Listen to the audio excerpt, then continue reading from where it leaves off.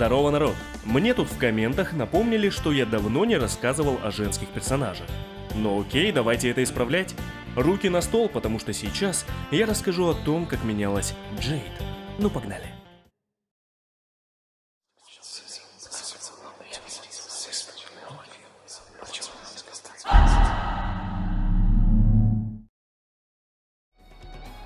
Наконец-то не нужно говорить, что персонаж, о котором пойдет речь, был перекрашенным клоном Скорпиона. Но все равно недалеко ушли, потому что при первом появлении во второй части Джейд была не более чем перекрашенным и усиленным клоном Китаны, правда с более темной кожей.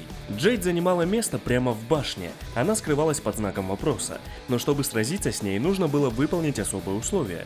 Победить хотя бы в одном раунде, используя только кнопку нижнего удара ногой. Если условие было выполнено, то в нужный момент игрока переносили в логово Гора, арену из первой части, где и приходилось проверить свой скилл в битве с Джейд. О существовании секретного персонажа в игре мы могли догадаться как минимум на арене Живой лес, где Джейд и Смоук по очереди выглядывали из-за деревьев, как бы сообщая о своем существовании и о том, что с ними можно сразиться. В бою Джейд двигается быстрее остальных противников и наносит чуть больше урона, но по спецприемам использует только вееры Китаны. И стоит отметить, что во второй части у персонажа еще даже не было имени. Вместе с оригинальным набором приемов она получит его только в расширенной версии третьей части.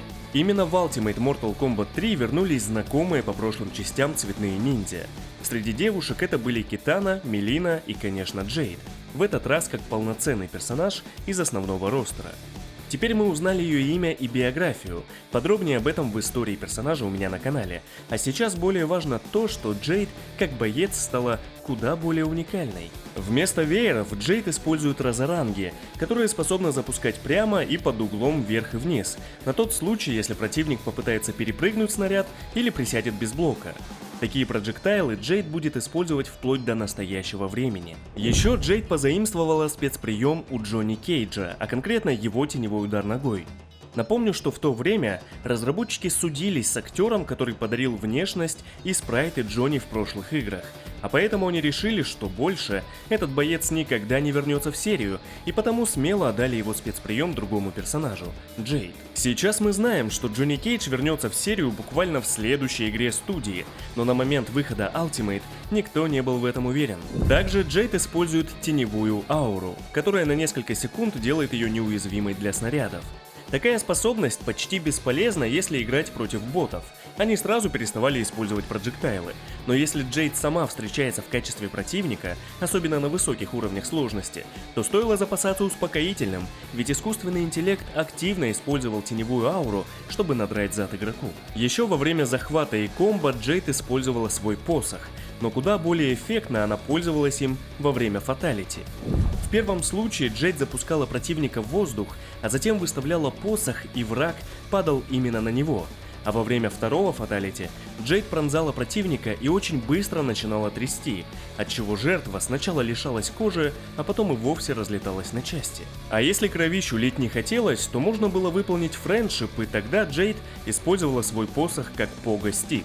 Ну, знаете, известная штука на западе. Такая палка с пружиной, на которой прыгают. Если выполнить анималити, Джейд превратится в кошку. Очень опасную кошку, которая словно тасманский дьявол разорвет свою жертву. И это, наверное, тот редкий случай, когда до анималити даже не докопаешься. Ну, кошка да кошка. Ей даже идет. В следующий раз Джейд вернется только в шестой части серии, но до тех пор она появилась во втором фильме, где ее роль сыграла российская модель Ирина Пантаева.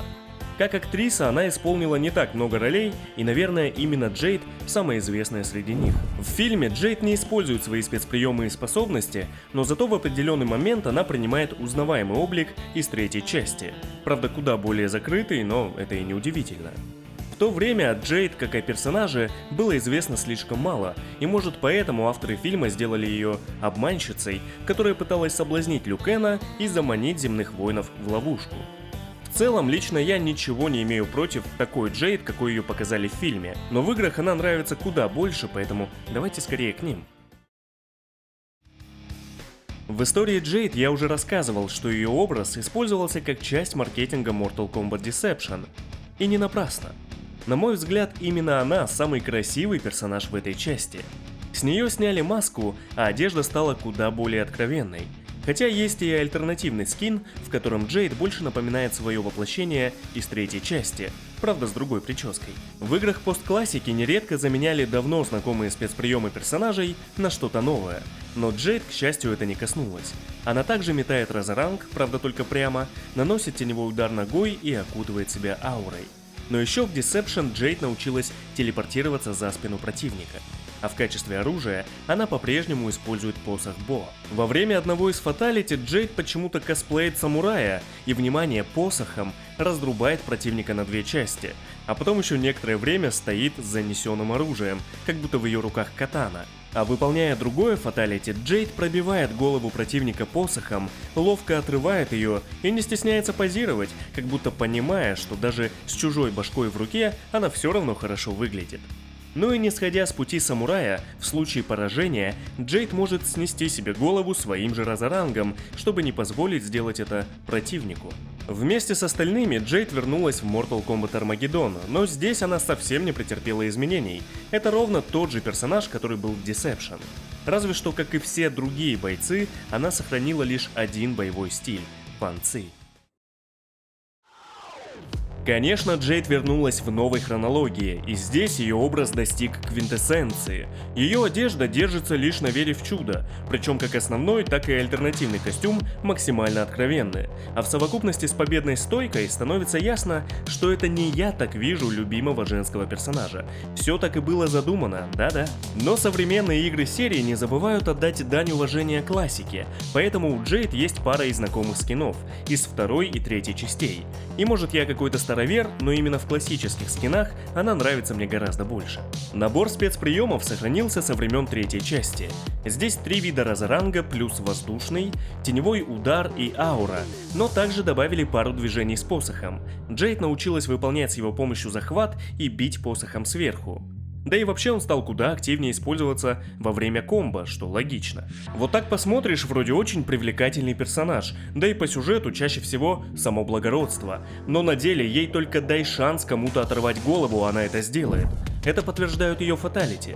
В первом случае Джейд сносит голову противника разорангом и снова хвастается. А второе фаталити больше напоминает добивание из третьей части. Джейд также запускает противника в воздух, тот падает прямо на ее посох, а она сама подходит и снова отрывает голову, чтобы насадить ее сверху. Блин, я только сейчас заметил, с каким спокойствием я рассказываю о фаталити. Может быть, поэтому я не записываю реакции. Если на Джейд провести бабалити, то ее уменьшенная версия запустит в воздух разоранг, которым и получит по башке, когда он вернется. Добавлю, что я не сторонник излишней сексуализации женщин в играх. Девушки в 9 части это прям слишком откровенно, слишком преувеличено, я бы сказал. Но понятно, зачем это делается. Обычно я пою дифирамбы персам именно из 9 части, но что касается Джейд, на мой взгляд, ее лучшее воплощение было в Mortal Kombat 11. Начнем с того, что, учитывая тенденции, разрабы вынуждены бросаться из крайности в крайность. То есть в 9 части Джейд сама откровенность, а уже при следующем появлении в 11 на нее надели все, что можно было. Вообще все.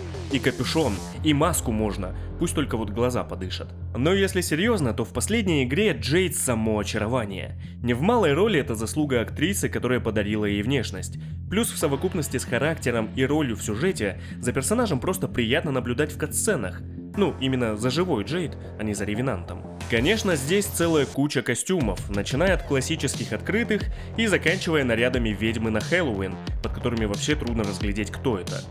Также кастомизируется ее разоранг и посох, который теперь откровенно напоминает световой меч Мейса Винду. Сохранился классический набор спецприемов, но они дополнились более современными видами телепортации. Например, при усиленном теневом ударе Джейд может появиться сзади, а еще во время Fatal Blow и Fatality. Также она научилась какой-то эденийской магии и стала пускать волны по ногам противника.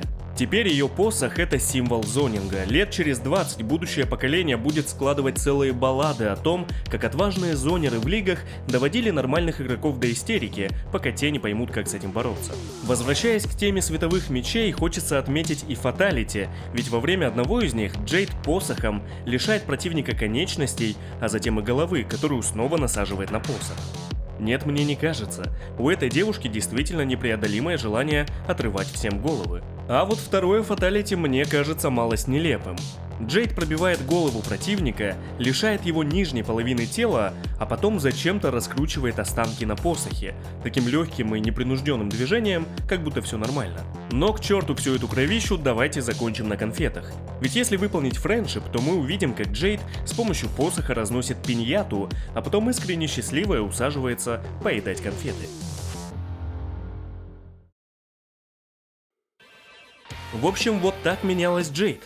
Пусть ее просили не часто под прошлой эволюцией, но действительно пора было вспомнить хоть кого-то из девушек. Иногда надо разбавлять, да.